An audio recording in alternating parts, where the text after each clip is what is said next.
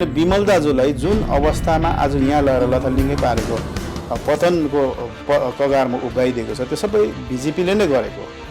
अनि त्यो हिसाबले 2019 देखि यहाँसम्म आउँदा हामी निकै हुर्किएका छौँ। सायद त्यसताकभन्दा यो बेला 15-20% गरी ज्यादा बढेकै हुनुपर्छ। एउटा मानिसकोमा 2 घण्टाको प्रोग्राम लिएर जाँदा चाहिँ अर्काको बत्ख्याइ गर्नुभन्दा चाहिँ हाम्रो विचारधारा र हाम्रो दर्शन जो हाम्रो समाजलाई उन्नत गराउनुमा छ, हाम्रो जातिलाई फाइदा पुर्याउनुमा छ, त्यो ज्ञान र त्यो दर्शन वास्तवमा स्प्रेड गर्नु चाहिँ हामी त्यो समय खर्चाउँछौँ। र त्यसरी आज ढाँटेको हो भने भोलिलाई कठिन पनि हुन्थ्यो। जस्तो कि आजको दिनमा बिजेपीलाई साह्रो परिरहेको छ। बिजेपीले 11 जात गोष्ठी हिजो प्रमिस गरे, आज दिनै सकेन। बिजेपीले युनिभर्सिटीको कुरा गरे हिजो भने आज दिनै सकेन। बिजेपीले फेरि पिपिएसको कुरा भने हिजो भने आज दिनै सकेन। हिजो महाकाल बाबाको कसम खाएर भोट जितिसकेपछि चाहिँ म गोर्खाली ल्याइदिन्छु भनेर भोट माग्नु भयो, फेरि ल्याउनै सकेन। त्यो प्रकारको हो भने चाहिँ सायद मानिसको बिचमा आत्मग्लानीले भर्नु सक्ने पोलिटिक्स गराइमा परिन्छ। तर हामीले यथार्थको राजनीति गरेका छौँ, मिनिमम आश्वासन देखाएका छौँ जो सम्भावनाभित्रै सम्भव छ।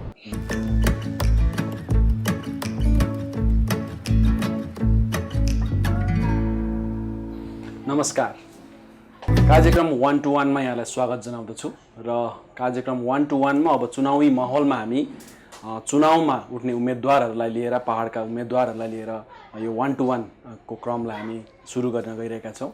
र आज हामी 1 to 1 बात गर्नेछौँ गोर्खा जनमुक्ति मोर्चा विनय खेमाका कालेबुङका उम्मेदवार रुदेन सादा लेप्चासँग। र दाजु यहाँलाई स्वागत छ, नमस्कार।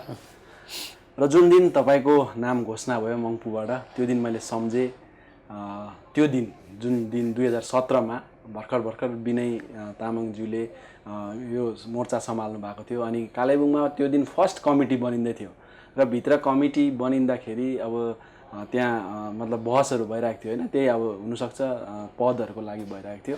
अनि हामी त्यो न्युज कभर गर्न जाँदा बाहिर त्यो टुरिस्ट बस्ने एउटा चेयरमा तपाईँ र मै बसेको थियो। अनि तपाईँले त्यति बेला भन्नुभएको थियो यो पोलिटिक्स भन्ने कुरा चाहिँ एकदम, यो चाहिँ हामीले देख्यौँ, पहिला पनि देख्यौँ, जेएनएलएफमा विमल गुरुङको पनि देख्यौँ, अब अहिले यो आयो, यो चाहिँ मन नपर्ने चिज हो मलाई है, कस्तोदेखि कस्तो हुन्छ, कहाँदेखि कहाँ पुर्याउँछ भन्नुभएको थियो। तर आज अब इच्छाले हो या समयले परिबन्धले हो, राजनीतिमा भित्र पसेर पनि आज एउटा उम्मेदवारसम्म पनि पुग्नु भएको छ है।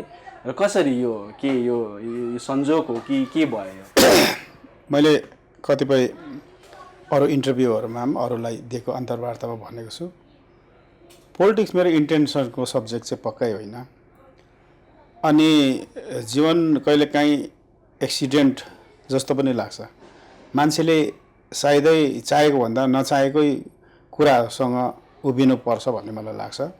अनि आजको पढाउमा पनि गोर्खा जनमुक्ति मोर्चाको प्रार्थी नै भइसक्दा, एमएलएको प्रार्थी नै भइसक्दा पनि मलाई यो ठाउँमा आएर पोलिटिक्स कि बिजनेस भन्दाखेरि मैले स्पष्ट हिजो पनि भनेको छु, आज पनि भन्छु, मैले बिजनेसै गर्नुपर्ने हो।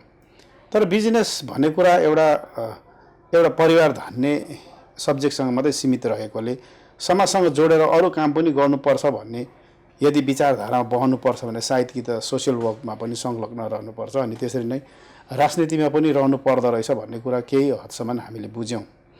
यतिका 3 वर्ष 4 वर्ष पोलिटिकल लिडर्सहरूसँग बस्यौँ, संलग्न रह्यौँ, त्यो भित्र ससाना कामहरू गऱ्यौँ।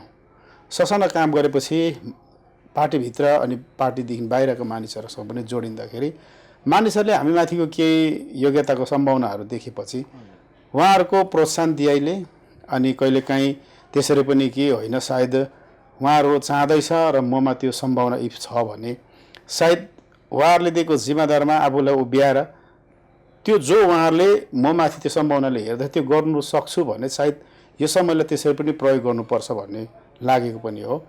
त्यो कारणले गर्दाखेरि आज जुन अवस्थामा म पोलिटिक्समा हुमिएको छु या उभिएको छु, यो जीवनको एउटा ग्रेजुअल डेभलपमेन्टलाई लिन्छु, इभोल्युसनलाई जस्तो मान्छु। जुन कारणले गर्दा यो ठाउँमा इन्टेन्सनली नआए तापनि एक्सिडेन्टली यो ठाउँमा म पुगेको छु, जुन कारणले कि मानिसहरूले ममाथि देखेको सम्भावना, आशा र त्यो गराइको त्यो के भरोसाले हो, जस कारणले गर्दा आजको अवस्थामा हिजो नराम्रो देखेको चिज पनि, नराम्रो मन नपरेको सब्जेक्टमाथि पनि आज एउटा प्रार्थीसम्म हुनु पुगेको मुख्य कारणहरू एउटा जीवनको घटनाक्रम जो झन्डै दुर्घटना जस्तै लाग्छ र त्यसरी तयार भएको छ। हजुर, भनेपछि रुदेन लेप्चालाई त्यसै त अब अलिअलि नाम पनि नभएको होइन, नाम पनि छ होइन, समाजमा भयो या त इभन फिल्महरू धरि बनाएर होइन नेपालसम्म पुग्नुभयो।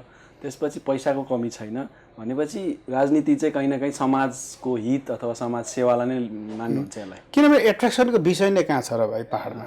हिजो राजनीति गर्ने घिसिङ अन्तिम अवस्थामा उहाँ बिरामी अवस्थामा आफ्ना समर्थकहरूले भेटी उठाएर उहाँको उपचार गर्दै थियो। आज पनि हिजोका काउन्सिलर्सहरू केही जीवनको यस पडाउमा दुःखहरूलाई सामना गरिराखेको मैले देखेको छु। 86 यताको 20 वर्षसम्म काउन्सिलर्सहरू रहेका, 15 वर्षसम्म काउन्सिलर लगेपछि पनि पछि डिजिसीमा संलग्न रहेका लिडर्सहरू पनि अहिले हामीले देखिरहेका छन्। धेरै एमएलएहरू छ, उहाँहरूले पनि आफ्नो जीवनको यस पडाउलाई सामान्यताको जीवनहरू लिएर चलिरहेको छ। पोलिटिक्सलाई एट्र्याक्सनकै विषयले हेर्ने जस्तो त मलाई पक्कै लागेन। तर मौकामा मसँग विवेक छ, ज्ञान र अनुभव छ भने यदि हाम्राहरूको निम्ति केही गरिदिनु पर्छ भने त्यो दृष्टिकोण र त्यो हेराइले हो भने चाहिँ सायद एउटा जिम्मेदार व्यक्तिहरूले पोलिटिक्समा इन्भल्भ हुनुपर्छ भन्नेसम्म चाहिँ लाग्छ नै। र अब जे होस् होइन, बाई चोइस नभए पनि बाई डिफल्ट तपाईँ यहाँ आइपुग्नु भयो, उम्मेदवार पनि बन्नुभयो है। र आज जुन मैदानमा हुनुहुन्छ अझै पनि हुनु त स्पष्ट क्लियर छैन कि खेला को बिचमा हुने हो होइन। अब अहिले त भर्खर नोमिनेसन सुरु मात्रै हुँदैछ, डिक्लेयर मात्रै हुँदैछ। कति अब जिएनएलएफले त अझै डिक्लेयर पनि गरिसकेको छैन भनेपछि क्लियर त छैन। तर पनि कहीँ न कहीँ लडाइँ चाहिँ अब भाजपासँग है अनि विमल खेमासँग नै हामी देख्दैछौँ है। जिएनएलएफले अब के गर्छ त्यो थाहा छैन, देख्दैछौँ। तपाईँलाई के लाग्छ, भाजपा स्ट्रङ प्रतिद्वन्दी हो कि विमल खेमा जस्तो आरबी सर हुनुहुन्छ होइन, अब भाजपाबाट शुभ सर? सबभन्दा ठुलो कुरा चाहिँ हामीले लास्ट 19 इलेक्सनलाई हेऱ्यो भने झन्डै कालिम्पोङले लगभग 27-28% जस्तो सायद भोट हामीले पाएका थियौँ लास्ट इलेक्सनमा। सायद मैले मिस्टेक गरिनँ भने त्यो बेला 1 भर्सेस अनेकको लडाइँ थियो पाहाडमा। त्यो कारणले पनि हामी त्यसरी तल रह्यौँ अनि त्यो बेलाको माहौल अलगै पनि थियो। आजको माहौल विमल दाजु स्वयं नै एउटा त्यो सिम्पेथी जति बेला थियो त्यति बेलाको सिम्पेथी गुमाइसकेपछि आज मैदानमा हुनुहुन्छ। त्यो कारणले बिजेपीले पनि धेरै कुराको आश्वासन पाहाडलाई देखाए तापनि त्यो आश्वासनहरू पुरा नगरेको परिस्थितिमा उहाँहरू पनि चुनावी रण मैदानमा हुनुहुन्छ। त्यो कारणले गर्दाखेरि हामीलाई यस्तो थ्रेट लाग्दैन कि हिजो 19कै जस्तो परिस्थिति हामीले सामना गरिराखेका छौँ भन्ने चाहिँ लाग्दैन। तथापि पोलिटिक्स हो, मानिसको रुख हो, मानिसले यसलाई कसरी लिन्छ। तर प्र्याक्टिकली हामीले चाहिँ के देखेका छौँ भने एटलिस्ट पाहाडमा अनित विनयले त्यो प्रशासन प्रदान गरेको छ जो चाहिँ कमसेकम खेदाखेद, मारामार, कुटपिट, दादागिरीको राजनीतिदेखि माथि उभ्याएर एउटा नयाँ पोलिटिक्सको संस्कारलाई चाहिँ इटाब्लिस गर्न सक्षम भएको छ। त्यो कारणले हो भने जुन प्रकारको संस्कार पाहाडमा स्थापना गर्नु सकेछ अनित विनयको विचारधाराले र जुन प्रकारले 3वटा टेन्योरमा भाजपाले पाहाडलाई केही नदिएर पनि उनीहरूले कतिको चाहिँ ढाँटको राजनीति गर्छ, झुटको राजनीति गर्छ त्यो स्पष्ट देखाइसकेको कारणले गर्दाखेरि अनि विमल दाजुलाई जुन अवस्थामा आज यहाँ लगेर लथालिङ्गै पारेको पतनको कगारमा उभ्याइदिएको छ त्यो सबै बिजेपीले नै गरेको। यहाँ हामीले पाएनौँ भन्ने कुरासँग मात्रै हामी सोच्दैनौँ। हामीले बिजेपीले यत्रो भोट दियौँ तर पनि दिएन भन्नेसँग सीमित छैन। एउटा राजनीतिज्ञ जो विमल दाजु पाहाडको राजनीतिमा सबैभन्दा छिटो पतन गराएको कोही जिम्मेदार छ भने त्यो भाजपा हो। त्यो कारणले गर्दा त्यो हेराइले हामीले च्यालेन्ज न त विमल न त भाजपा हेरेका छौँ। तथापि सङ्ख्याबलको हिसाबले त्यस्तो हुनैसक्छ। बिजेपी सायद हाम्रो प्रतिद्वन्दिताको लेभलमा पक्कै पनि हाम्रोमा विमलभन्दा अलिकति तगाडो भन्ने अलिकति शक्तिशाली भनेको बिजेपी चाहिँ एउटा देशभरि चलाएको एउटा नेसनल पार्टीको रूपमा केही हदसम्म सायद कट्टरवादी भोटहरू त्योपट्टि छ भन्ने कुरा हिसाबले चाहिँ केही हदसम्म त्यो चुनौतीको हिसाबले चाहिँ हेर्छौँ नै। हजुर, र अब यो चुनावमा होस् या त यो विशेष गरी चुनावमा नै भनौँ न, मुद्दा है, मुद्रा र सत्ता यो 3टा चिज हुँदो रहेछ। यसो हामीले हेर्दाखेरि मुद्रा र सत्ता यो 3टा चिजले धेरै फ्याक्टर गर्दो रहेछ।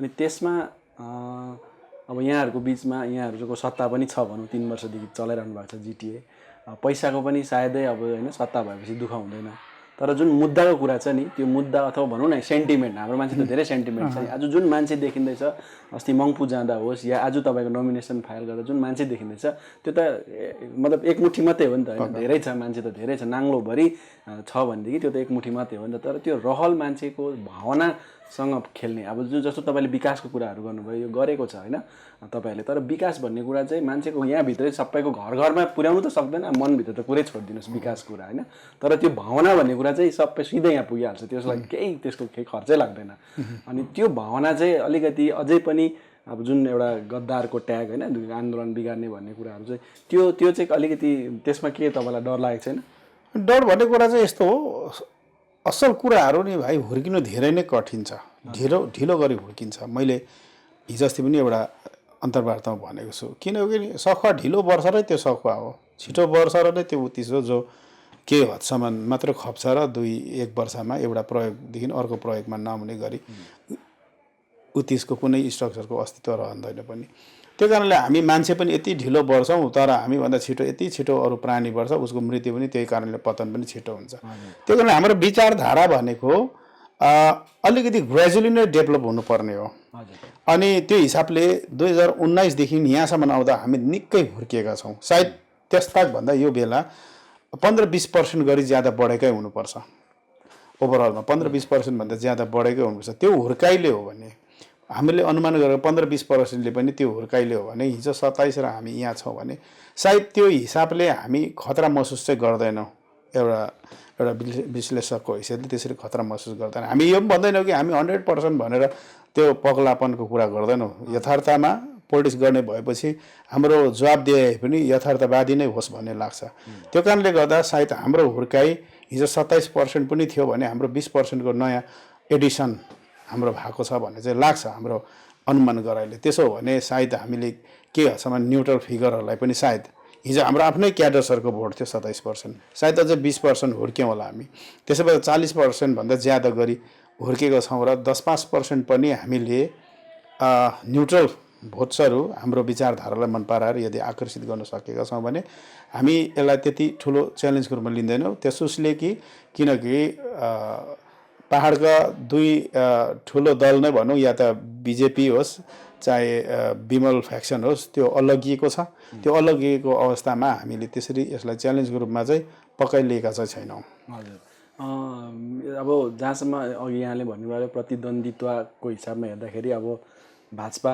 नै देखिन्छ होइन यहाँ मात्र होइन अब पहाडभरि नै त्यस्तै देखिरहेको छ तपाईँले पनि भन्नुभयो तर भाजपालाई एट्याक गरेको हामीले देख्दैनौँ क्या अब विनय अनित खेमा जुनै दल तपाईँले मात्रै होइन अब इभन होइन हामीले कसैलाई त्यस्तो नराम्रो भनेको जस्तो लाग्दैन नरेन भाइ हाम्रो पोलिटिकल अभियान चाहिँ मानिसलाई शिक्षा प्रदान गर्नु हो हाम्रो एउटा मानिसकोमा 2 घण्टाको प्रोग्राम लिएर जाँदा चाहिँ अर्काको बत्ख्याइ गर्नुभन्दा चाहिँ हाम्रो विचारधारा र हाम्रो दर्शन जो हाम्रो समाजलाई उन्नत गराउनुमा छ हाम्रो जातिलाई फाइदा पुर्याउनुमा छ त्यो ज्ञान र त्यो दर्शन वास्तवमा स्प्रेड गर्नु चाहिँ हामी त्यो समय खर्चाउँछौँ इन्भेस्टमेन्टको हिसाबले चाहिँ बिङ व्यापारी म आफै पनि त्यसरी सोच्छु समयमा सठिक कुराको इन्भेस्टमेन्ट होस् अनि हामीले बल्ल तल्ल पाएको समय मान्छेसँग जोडिँदाखेरि 1 घण्टा 2 घण्टा मान्छे अतालिरहेको हुन्छ त्यो भित्र चाहिँ अर्कालाई गाली गरेर कटाक्ष गरी लानु भन्दाखेरि किन बिजेपी कतिको इमान्दारी छ त्यो हरेकले देखिसकेको कुरा हो त्यो त अघिबाटै पढिसकेको स्टुडेन्टलाई त्यही लेसन पढाएको जस्तो मात्रै हो मोस्ट अफ द हाम्रा मानिसहरू ज्ञानी छ अनि त्यो कुरा अघिबाटै बिजेपी कतिको इमान्दारी छ हाम्रो जातिसँग देशसँग भन्ने कुरा सायदै अब त्यो कुरालाई नै दोहोऱ्याइदिनु मात्रै हो त्यो दोहोऱ्याउनु भन्दा चाहिँ इफ हामी सत्तामा बनिरहँदा र बनिरह्यौँ भने फर्दर बनिरहनु सक्यो म्यान्डेट पाइकन भन्यो भने चाहिँ हाम्रो विचारधारामा विकासको क्रमलाई प्रशासनको क्रमलाई फर्दर कसरी लानु त्यो दर्शन र हामीले देखेका त्यो कन्सेप्ट अफ एडमिनिस्ट्रेसन चाहिँ यस्तो हुनुपर्छ भन्ने विचारधारा राख्नु म त ठान्छौँ न त म स्पेसली त न त विमल गुरुङलाई त्यति कटाक्ष गर्छु न त बिजेपीलाई कटाक्ष गर्छु मेरो उद्देश्य हो म के गर्न सक्छु, मेरो डेलिभरेन्स के इमिडिएट हुनसक्छ, त्योमाथि मेरो फोकस गराइछ र म अर्कालाई लक्ष्य गर्छु। अर्काको बदखुवाई गरेर आफू ठुलो हुनुभन्दा आफ्नो मिसन भिजन के छ त्यो त्यो देखाएर हाम्रो त्यो मकसद हो। बुझाउने जनतालाई तपाईँहरूको यो विचार है। भनेपछि अब उम्मेदवार हुनुभयो, अब मानिलिउँ जित्छ पनि है, जित्यो पनि अरे, तर पहाडमा के छ भने प्यारलल गभर्मेन्ट चल्छ यहाँ है। एक त जिटिए छ, आफ्नै एउटा सरकार, मतलब एउटा छुट्टै व्यवस्था छँदैछ होइन पहाडमा। त्यहाँदेखि फेरि अब बङ्गाल सरकारको यो अर्को अब जस्तो एमएलए भएपछि विधानसभामा जानुहुन्छ, त्यहाँको भएर आउनुहुन्छ। तर अब यहाँ प्यारलल सरकार भएकोले गर्दाखेरि एमएलएले जे गर्नुपर्ने अथवा जे गर्नु सक्छ त्यो कुराहरू जिटिएले गर्नुपर्ने हुन्छ, अथवा मोर पावर जिटिएलाई दिएको हुन्छ। तपाईँ एमएलए हुनुभयो भने तपाईँभन्दा पावरफुल त जिटिए हुन्छ होइन। अथवा जिटिएको भोलिको दिनमा चुनाव भयो भने जिटिएको सभासद हुनसक्छ एमएलए भन्दा, मतलब आफ्नो क्षेत्रमा त त्यस्तो पनि अवस्था छ नि। कसरी यसलाई सोच्नु भएको छ, यसलाई तालमेल कसरी मिल्छ? मैले चाहिँ यस्तो हेरेको छु भाइ, जीवनमा मैले जुन प्रकारको जीवनशैली छ, मेरो आफ्नो काम गर्ने ढाँचा छ, पदमै पुग्नुपर्छ भन्ने पनि कहिले काहीँ म सोच्दिनँ। एउटा कुरा चाहिँ हो, अर्थात् म त्यो अहमियतलाई बुझ्छु, जुन पदमा पुग्दा मैले गर्नुपर्छ भन्ने मेरो के अहमियत रहन्छ त्योमाथि चाहिँ अध्ययन गर्छु। मैले हिजो या अस्ति पनि 2-4वटा ठाउँमा स्पिच गर्दाखेरि त्यो लाइनमाथि मैले स्पिच गरेको छु।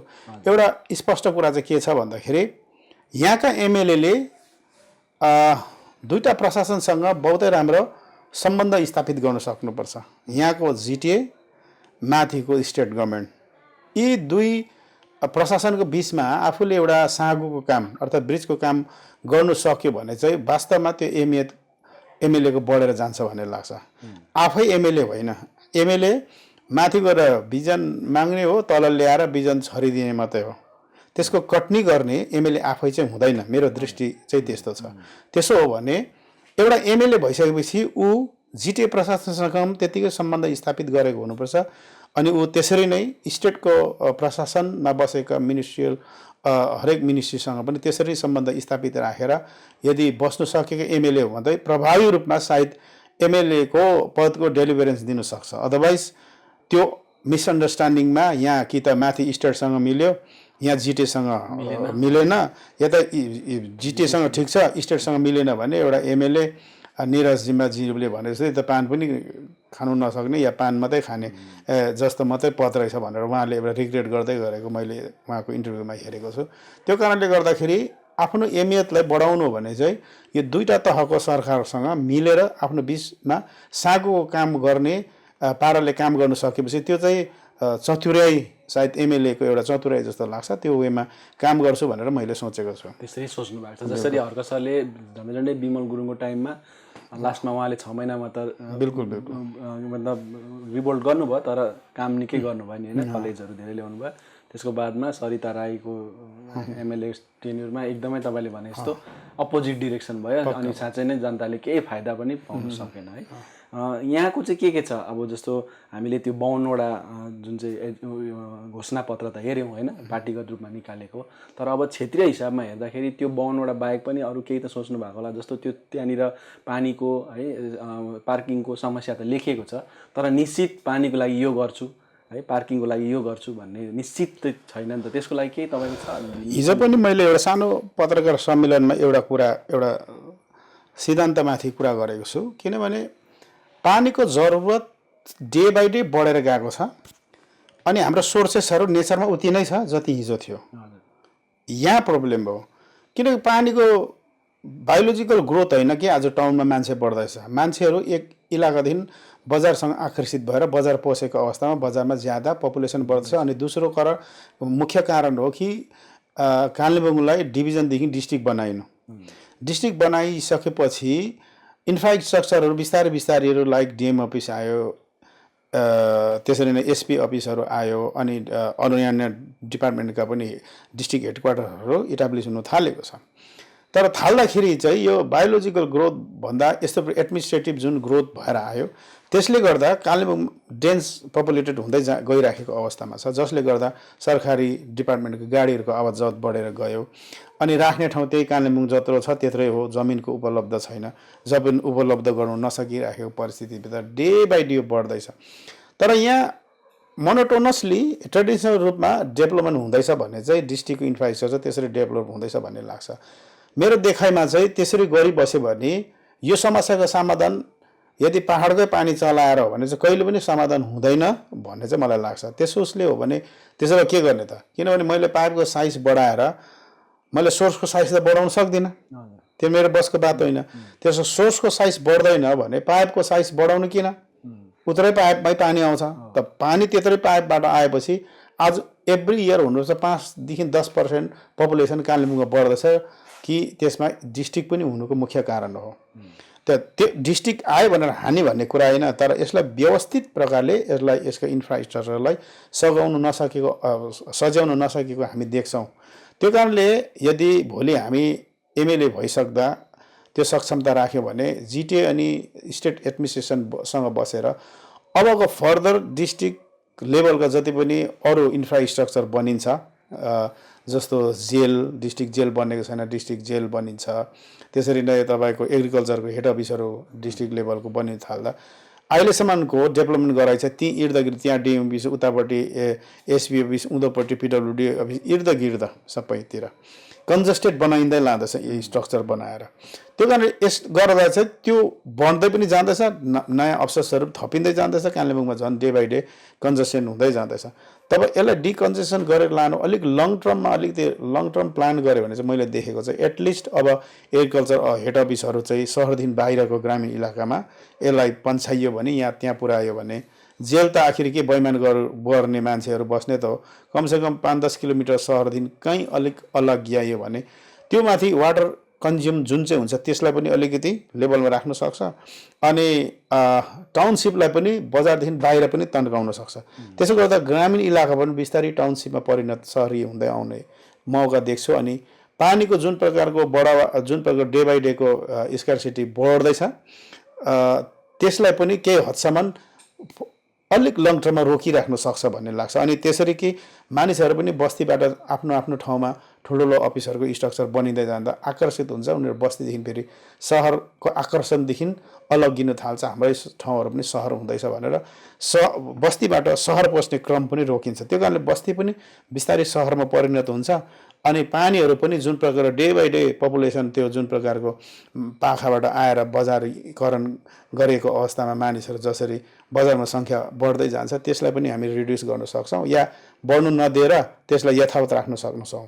त्यसो हो भने चाहिँ त्यो अवस्थाले डेभलपमेन्ट गर्छु भनेर सोच्यो भने मात्रै झट्टै देख्दैन त, तर लङ टर्ममा त्यसले ठुलो फल दिन्छ भन्ने चाहिँ म विश्वास गर्छु। कहीँ अब पुरानो दिल्ली थियो एकदम कन्जस्टेड भएर न्यू दिल्ली बनाएर त्यस्तो प्रकारले सोच्नुपर्छ, न्यू कालिम्पोङ जस्तो एउटा होइन अफिसर जति चाहिँ त्यहाँ भएको भन्ने तपाईँको सोच है।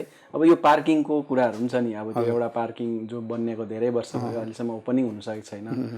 त्यो बाहेक अब अहिले हेर्नुहोस् पार्किङको त छ गाडी यति डरलाग्दो, मतलब गाडीको जाम अनि मान्छे खालि यो जो खुट्टाले हिँड्छ होइन, जो गाडीमा हुँदैन उनीहरूको लागि त्यो हिँड्ने जग्गा पनि हुँदैन क्या, यस्तो समस्याहरू छ। हुनु त यो अब मतलब होल कालिम्पोङमा यत्रो बजारमा हो, तर बजार चाहिँ अब मेन त्यो अर्बन एरिया भएकोले गर्दा होइन त्यहाँ बेसी मान्छे हुन्छ र त्यसको लागि अब के त त्यसको पनि केही स्पेसिफिक अब त्यसमा 2-4वटा जमिनहरू पोइन्ट आउट हामीले गरिराखेको छ मेरो हिसाबले, त्यो सायद अहिले डिस्क्लोज गर्नु उत्तम नहोला, तर त्यो गरिलानलाई मैले भनिहालेँ पहिलो सुरु चाहिँ जिटिए अनि स्टेटसँगको रिलेसनलाई बडो दह्रोलियो गरिकन स्थापित गर्नै पर्छ। त्यसको बादमा हाम्रो जुन चाहिँ दर्शन छ धेरै ठाउँहरूमा कि त्यो प्रकार मल्टी स्टोरेज अन्डरग्राउन्ड यदि पर्मिसन भयो पहाडमा पनि त्यो भयो भने त्यो प्रकारको मोडर्नाइज गरेर लगेर सरकार पनि सक्षम भयो र त्यो प्रकारको फन्डहरू ग्रान्ट गर्न सक्यो भने हामी त्यो प्रकारको एउटा मोडर्नाइजेसनको क्रममा पकाइ अगाडि बढ्छौँ। किनभने ट्रेडिसनल सिस्टममा पनि मात्र हामीले पार्किङ सोचिरह्यो भने सायद त्यो सम्भव हुँदैन। अब चाहिँ मोडर्नाइजेसन अर्थात् नयाँ प्रकारको इन्जिनियरिङहरूलाई लिएर काम गर्नु र नयाँ प्रकारको कन्सेप्टलाई, अटोमेटिक कन्सेप्टहरूलाई, हाइड्रोलिक कन्सेप्टहरूलाई डेभलप गरेर लग्यो भने मात्रै सायद यो पार्किङ व्यवस्थालाई सुव्यवस्थित गर्न सक्छ, नत्र जमिन कहाँ छ। सानो ठाउँलाई मल्टी स्टोरेज बनाएर हुन्छ कि या हाइड्रोलिक सिस्टममा बनाएर हुन्छ कि त्यो प्रकारको पार्किङहरू सोच्न थाल्यौँ भने मात्रै सायद फर्दर हामीले कुछ नयाँपन दिन सक्छौँ। तर जमिनै खोजेर मात्रै जमिनको फैलावटमा मात्रै पार्किङ राम्रो हुन्छ भनेर सोच्यो र टेक्नोलोजीलाई कम ज्यादा यसलाई सोच्नु थाल्यो, जग्गालाई सोच्नु थाल्यो भने यो सम्भव नहुनु पर्ने हो। त्यो कारणले गर्दा जहाँ तक मोडर्नाइजेसन र मोडर्न इन्जिनियरिङमाथि हामीले आफ्नो दिशा राख्नुपर्छ अनि त्यो प्रकारको कन्सेप्ट र हाइड्रोलिक सिस्टमको यो पार्किङ व्यवस्थाहरू सोच्नु सकेपछि फर्दर सायद कुछ न कुछ हामी त्यो राहत पाउन सक्छ भने चाहिँ यो ट्राफिक व्यवस्थामा लाग्छ।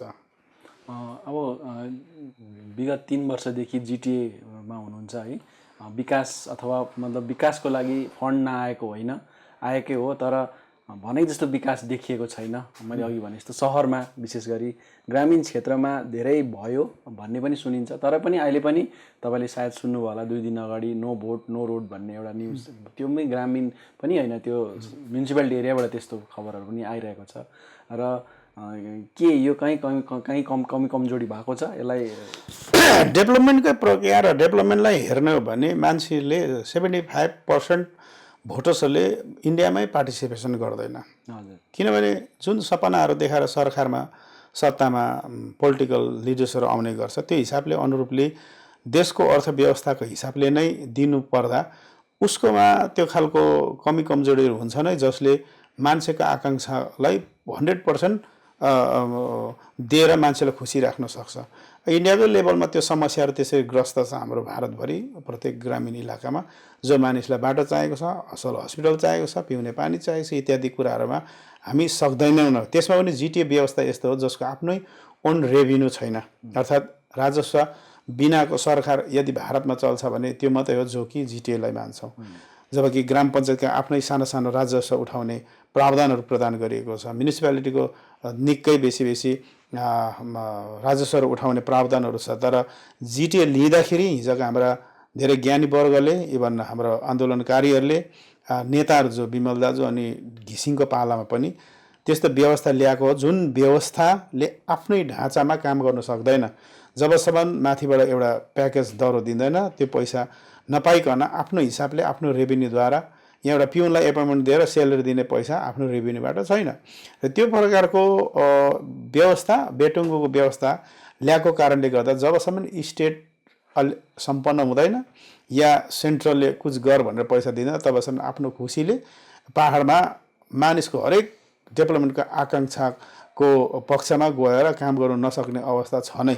यो यथार्थलाई मान्नै पर्छ कि योभन्दा ठुलो कुरा जति मानिसले डिमान्ड गरेको चिज कहिले पनि पुग्दैन। त्यो हिसाबले हो भने सायद भारतवर्षमा सबैभन्दा बेसी फेल भएको सरकारहरूमा हामी बिजेपी देख्छौँ।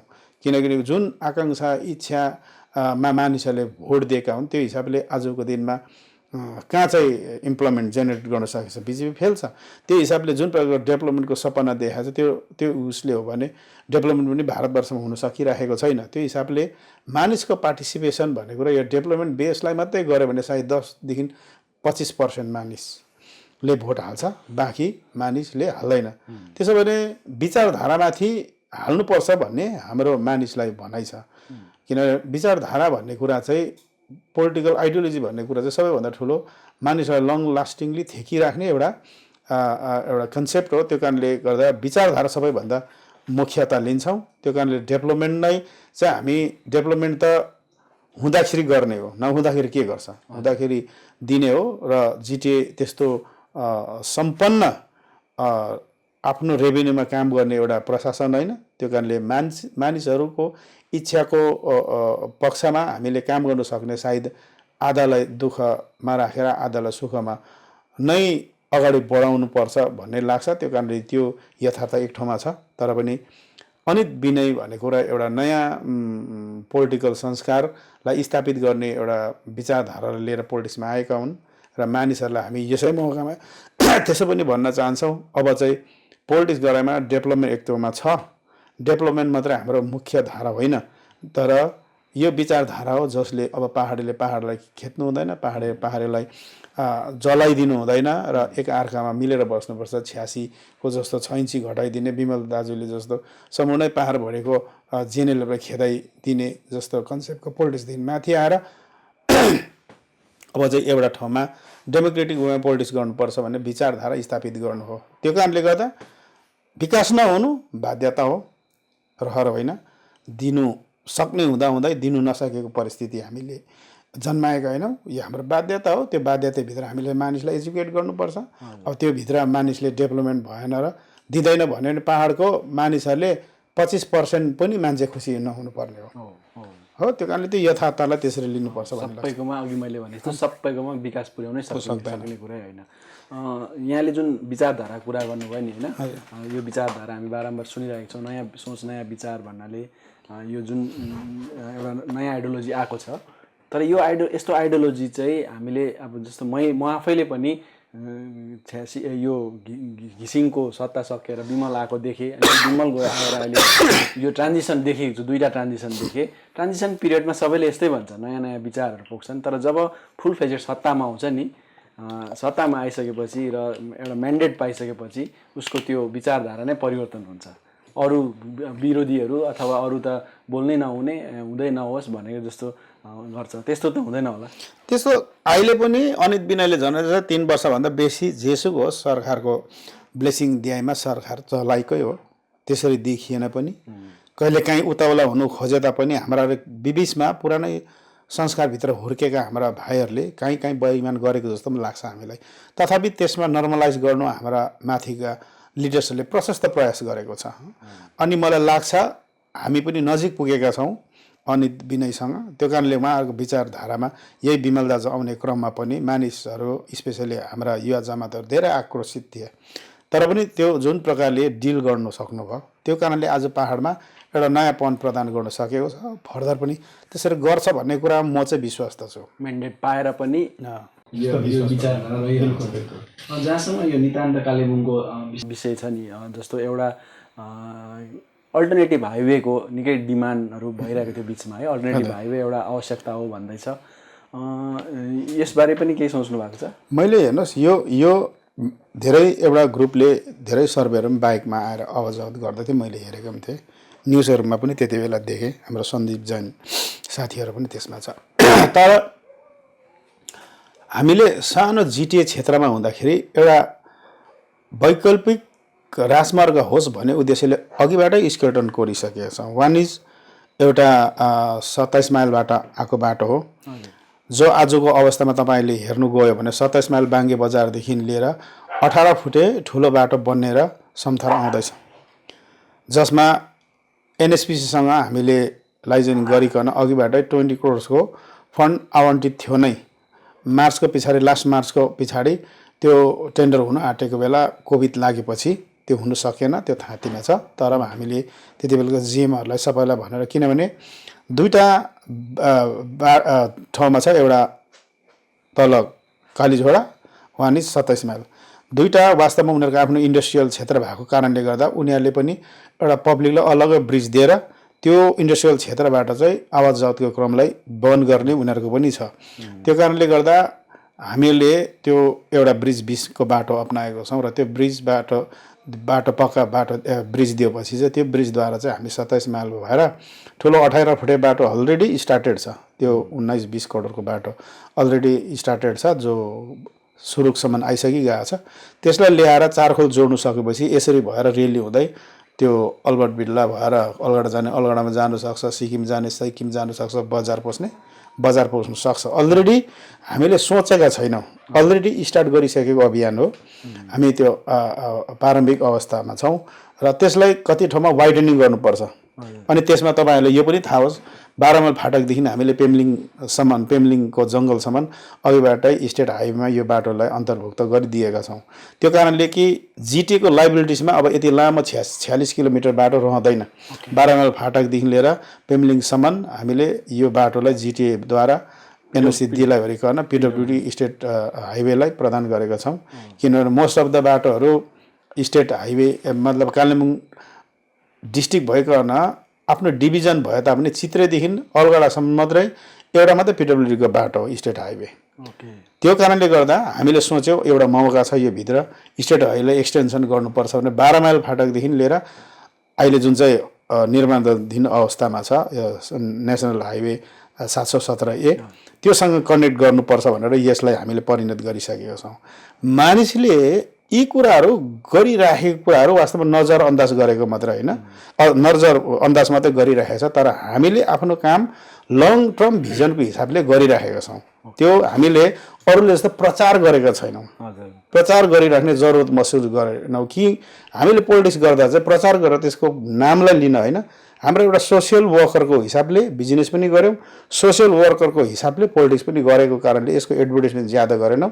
तर त्यो विचारधारा मनमा राखेनौँ, त्यो अघिबाट त्यो सुरु गरिएको चाहिँ छ, काम चाहिँ हुँदैछ। तपाईँले 27 माइलको कुरा गर्नुभयो नि, अब 27 माइलसम्म आउनु त फेरि त्यही बाटो आउनु पऱ्यो नि त होइन, उताबाट 29 माइलहरू भएरै आउनु पऱ्यो नि त होइन। 29 त्यही भएर आउँछ, एक बाटो चाहिँ त्यो अल्टरनेटिभ हो। अब सबै त हुँदैन, यहाँ कालीझोडा बाटोको उँभो लानुपर्छ, तर उनीहरूको हिसाबले चाहिँ कालीझोडाबाट उकालो लाँदा चाहिँ जमिनहरू त्यस्तो दरिलो जमिन छैन जसमा चाहिँ त्यसको लङ्जिभिटीमाथि प्रश्न नहोस्।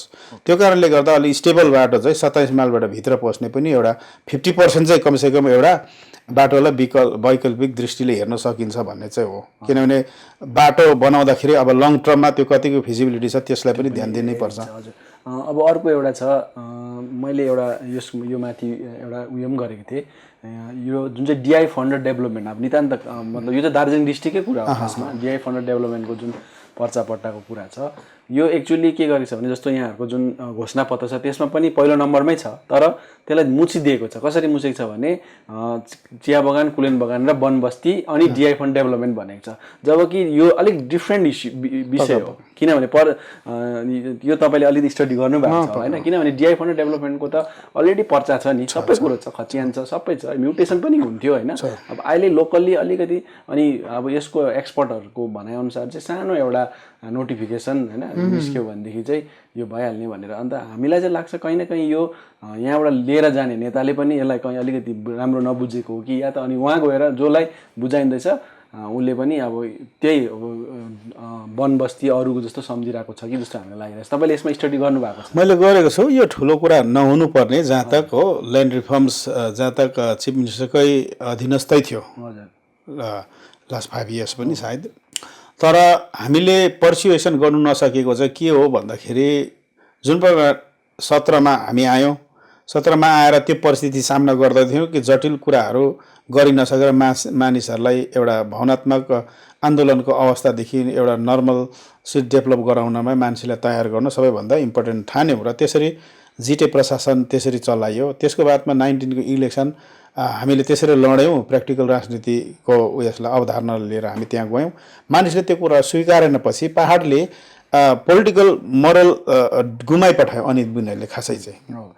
त्यो कारणले गर्दा यी इत्यादि कुराहरू दौरो पाराले माथि राख्नु नसकेको परिस्थितिभित्र अनित बिनै रह्यो र यी साना देखिएका समस्या पनि माग्नलाई परिस्थिति नबन्नेको कारणले गर्दा यो यसरी टुङ्गेर बसेको, मतलब यो प्रकारको परिस्थितिमा बस्यो, पेन्डिङ भएर बसेको छ। त्यो कारणले गर्दाखेरि मलाई लाग्दैन यसलाई अलग अलग नै हेर्नुपर्छ। टी गार्डन र प्लान्टेसन, सिन्कोना प्लान्टेसनको समस्या र डिआइएन डेभलपमेन्ट फन्डको समस्या एउटा होइन, केही फरक छ। यसलाई सजिलो पाराले वास्तवमा हुनै सक्छ र यदि मैले हेरेको छु एउटा कालिम्पोङकै नागरिकको हैसियतले कालिम्पोङभित्र मेरै पनि धेरै प्रपर्टिजहरू छ जो डिआइएन डेभलपमेन्टभित्र पर्छ र यसलाई सर्ट आउट गरी निकाल्ने मेरो प्रथम चरणको अभियानहरूमा हामी त्यता लाग्ने नै छौँ। त्यो मानिसहरूलाई आज आश्वस्त गर्न चाहन्छौँ। तर हिजोको दिनहरूमा हामीले गर्नु नसकेको कुराहरू सामनेमा हाम्रो माहौल खडा भएन, पब्लिकले मेन्डेट दिएन। त्यो कारणले त्यो आँटले हामीले माथि गएर यसरी गरेर दिएको छ कि तपाईँले अब यसको रिटर्नमा यो गरिदिनुपर्छ भनेर नसक्ने परिस्थितिभित्र वास्तवमा हामी उभिएको कारणले गर्दा यसलाई पर्स्यु गर्नु नसकेको पनि हो। हजुर। र अब जहाँसम्म कालेबुङको कमीहरूको कुरा छ, अब विधायकले गर्नु सक्ने ठाउँहरूको कुरा छ, योभन्दा अघि कुरा भयो हर्क सरले 2टा कलेज उहाँको टेन्युरमा आएको हो है, जे नै भए पनि त्यसरी कलेज 3टा कलेज भइसकेको छ कालेबुङमा, तर यहाँ बिएड कलेज एउटा पनि छैन है। अनि जस्तो यो फार्मेसी कलेजहरू हुन्छ नि जहाँ चाहिँ फार्मेसी ट्रेनिङहरू गरिन्छ, नर्सिङ ट्रेनिङहरू गरिन्छ, त्यस्तोहरू पनि छैन क्या। योहरूमा पनि केही तपाईँले सोच्नु भएको छ? त्यो चाहिँ कतिवटा कुराहरू चाहिँ अब गएर अध्ययन गर्नुपर्ने पनि हुन्छ। हामी आफ्नो एमएलए, किनभने जहिले पनि पहिलो सिट चाहिँ त्यो एमएलएले पनि हेर्नुपर्छ कि हामी एमएलए भइसक्दाखेरि चाहिँ हामी जहिले पनि सत्ताको विपक्षमै वास्तवमा हाम्रो एक्जिस्टेन्स हो। बङ्गालमै चाहिँ जहाँसम्म त्यो कारणले गर्दाखेरि सत्ता हामीसँग कस्तो सिम्पेथेटिक दृष्टि राखेर सत्ता स्थापित हुन्छ बङ्गालमा त्यो हिसाबले पनि एउटा एमएलएले गर्न सक्नु पर्ने हो। त्यो कारणले गर्दा भोलिको दिनमा कस्तो सिचुएसन छ त्यो माथि यो सबै माथि हेर्ने कुरा हो। हामी कसरी पर्स्यु गर्न सक्छौँ आफूभन्दा ठुलो पदमा बसेकाहरूलाई त्यो एउटा त्यति बेलाको सिचुएसनमाथि नै निर्भर गर्न सक्छ। तर हामीले बिएड कलेज धेरै अगाडि पनि धेरैसँग डिस्कसन्स गरेका हौँ। जस्तो पार्थ च्याटर्जीको अन्डरमा यो मतलब बिएड कलेजहरू बनाउन सक्छ भनेर मेरै आफ्नो ओन क्यापेसिटीमा निकै स्कुलका टिचर्सहरूसँग डिस्कसन्स नगरेको होइन।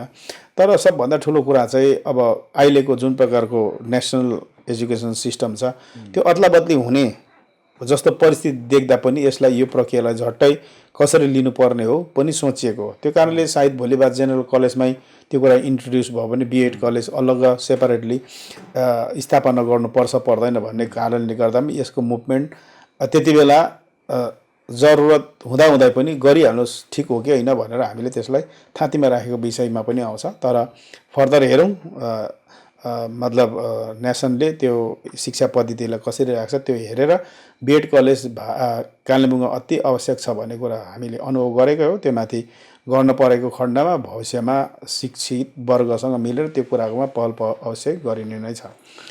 र जहाँसम्म समर्थनको कुरा छ अब तृणमूलले ममता ब्यानर्जीले यो 3टा सिट छोडिदियो होइन हाम्रो मित्र दलहरू लड्छ भनेर। तर अब मित्र दल पनि को भन्ने एउटा कन्फ्युजन थियो। तर त्यसले गर्दाखेरि अब यहाँको विशेष गरी पहाडको तृणमूलले जो बोर्डहरूले कसलाई समर्थन गर्ने भन्ने एउटा भइरहेकोमा बोर्डहरूले त समर्थन दिइहाल्यो है यहाँहरूलाई नै समर्थन दियो गोजमु 2लाई नै भनौँ। अझै पनि तृणमूलले कुनै मुख खोलेको छैन अथवा हिलको तृणमूलले के उहाँहरूले समर्थन गर्छ के छ? अब पहिलो सिर चाहिँ हाम्रो अनुभव टिएमसीसँगै चाहिँ त्यसरी पनि अलिकति घबराहटको दृष्टिकोणले पनि हेरेको छ पहाडले। किनकि डाइरेक्ट टिएमसीको समर्थनमा चुनावी रण मैदानमा उभिनु भनेको 19मा त्यो ब्याड एक्सपिरियन्स हामीले गरेका छौँ। त्यो कारणले पहिला पनि डाक्टर हर्कबहादुर छेत्रीलाई टिएमसीको टिकट दिँदा एउटा इन्डिपेन्डेन्ट क्यान्डिडेटको रूपमा उहाँ खडा भएको हामीले देखेका छौँ। त्यसरी नै कालिम्पोङ म्युनिसिपालिटीमा पनि जहाँबाट टिएमसीको बिचमा कोलिएसन भएन र अलगै नै चुनावी रण मैदानमा त्यसताक पनि उहाँहरू उठेका हुन्। त्यो कारणले गर्दा डाइरेक्टली सायदै टिएमसीसँग एलायन्स कसैले गरिहाल्छ कि भन्ने कुरामा हामी त्यसरी स्योर छैनौँ। तर उहाँहरूले आफ्नो आफ्नो विचारधारामा स्वाधीनता साथ सपोर्ट गर्छ भन्ने पनि लाग्छ। त्यो कारणले